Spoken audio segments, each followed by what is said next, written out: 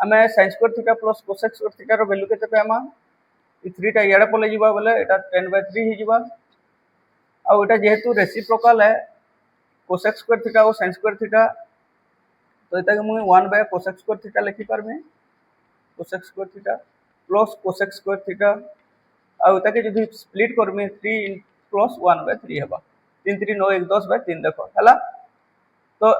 इ तीनटा के मुई cosec स्क्वायर थीटा कहमे तो cosec स्क्वायर थीटा और cot स्क्वायर थीटा रो रिलेशन काना cosec square theta - 1 = cot square theta तो cosec स्क्वायर थीटा जदी मुई 3 पाइली 3 - 1 = 2 एटा हला मोर cot square theta cot square theta रो वैल्यू 2 और cosec स्क्वायर थीटा रो वैल्यू 3 स्क्वायर पाई छे स्क्वायर रो पावर 3 प्लस स्क्वायर इधर पाई छे 3 है 3 रो पावर 3 है एटा 2 3 2 रो पावर 3 वाला 8 प्लस 3 रो पावर 3 वाला 27 8 और 27 मिसले 35 मोर आंसर हेबा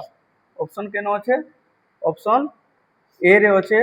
35 इ प्रकार आंसर देमा नाले बहुत लेंथी कैलकुलेशन हे जिबा।